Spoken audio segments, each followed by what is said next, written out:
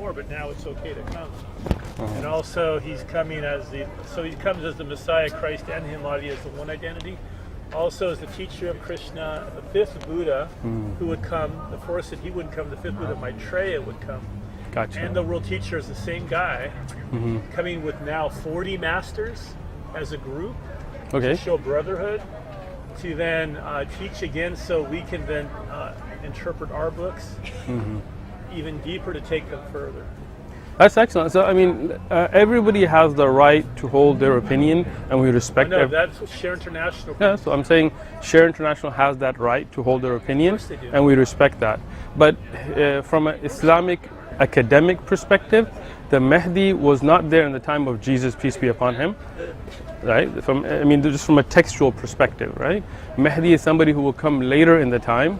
His name is Muhammad ibn Abdullah, the same name as the Prophet Muhammad, peace be upon him, even though it's not the same person. And when he comes, Jesus will come back during that time. What's said, when they say with Maitreya, Jesus will come, and 40 total. So I'm telling you from an Islamic perspective. Yeah, no, I get it. We don't have that in the Islamic tradition. But what's coming through is that 40 enlightened men, not women at first. Okay. Mary will come in about 100 years. She'll come back too? Yeah. That's not an Islamic Hang tradition. on. This is what's said. So it'll be Maitreya. Said by. What's that? Said by who? Share International comes. But I mean, which religious tradition is that in? Well, Share International, there's a theosophical teaching led by Blavatsky. Okay, but I mean, are they basing this on Christian writings or Jewish writings? Yeah, in fact, or? I can bring a pamphlet which talks about how it was spoken about in Judaism. Gotcha. Where Enoch in the first book. Got it. Is Maitreya. He was Enoch is Maitreya in this birth time. So Enoch, who was in the first book, reappeared to Jesus and the disciples. Got it. As Melchizedek, the representative of the Father. And he came again in the Quran where there's a portion in there where there was a man standing, they didn't give him his name, overseeing Mary and Jesus. And the impression you might get is that the same person? Are you talking Enoch about again who appeared? Okay. So I mean, there's a passage in there and I've read it. I have to read it again. Okay. That there's a man standing and Mary's looking at him and she's got Jesus. And he was the one who oversaw them and helped them as they made their journey. Okay. So it gives you the impression in there. And so the idea is that Enoch has returned again, known about in the Torah and in the Gospel. That's interesting. Is Enoch's name referenced here? I'm not sure if that's referencing to Ayub, maybe? I mean... Is Enoch referenced in here? We don't have Enoch. Enoch's a Latinized name. But I mean, but Muhammad went over the first book and the second book. What do you mean the first book and second book? He talks about the things they talked about in the Torah and the Gospel. He re-teaches it. He gives different testimony. Okay, so let me explain that a little bit. So what happened is that Allah, the same God, the same Creator, the same Lord, revealed the Torah, which is the Old Testament, to Musa alayhi salam, to Moses, and He revealed the same to Jesus, Isa alayhi salam. May Allah, peace and blessings be upon all of them. And then He revealed the Quran to the Prophet Muhammad, peace be upon him. So the Old Testament and the New Testament were from the same source. The Prophet Muhammad couldn't read, right? He was unlettered. Nor had he ever studied Christian or Jewish texts. Nor did they have Christians and Jews prevalent in Mecca. They had more in Medina, in Jews especially, but not in Mecca. They had few, but he never studied from them. So his is only a revelation from Allah, telling him what was in the earlier books. But there are some differences in account, and that's due to the corruption in the Old Testament and the New Testament. Information straight. Straight, exactly. Here, it talks about the same time period and about those events. Sure, different right, because the same Allah was the one that spoke to Moses, to Musa. The same Allah inspired Abraham. Now with the names, the English Latinized names are difficult because they're not the names in Hebrew, they're not the names in Arabic.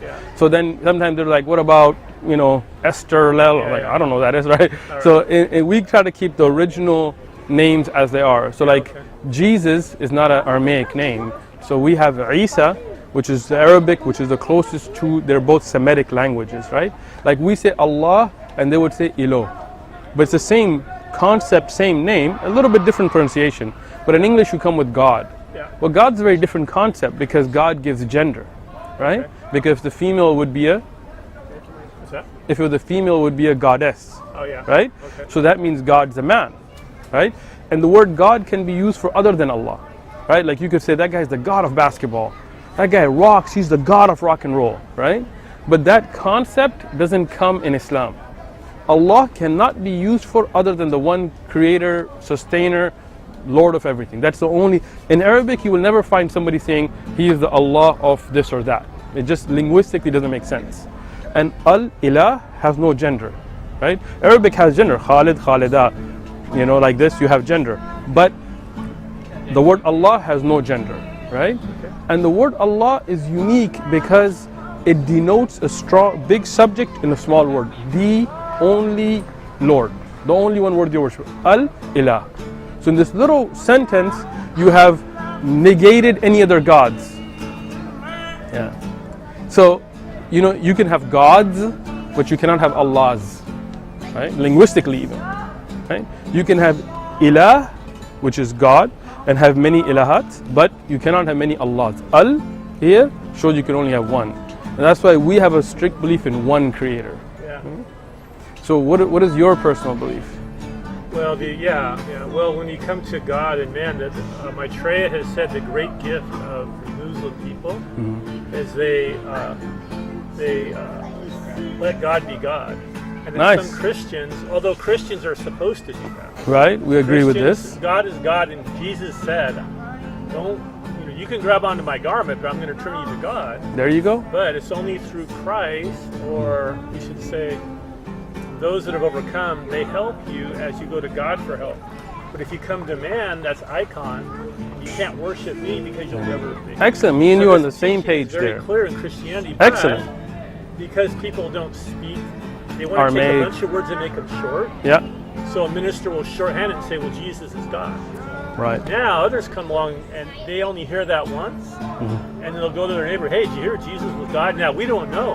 And did you get the full teaching, or did you hear that once and now do you believe that? I totally agree with you. Then the Muslims like to come along and say, hey, you think Jesus is God? Right. Well, ooh, wait a second. Yeah, some people get it wrong. Right, but I mean, what I'm saying. I understand, and I agree with you.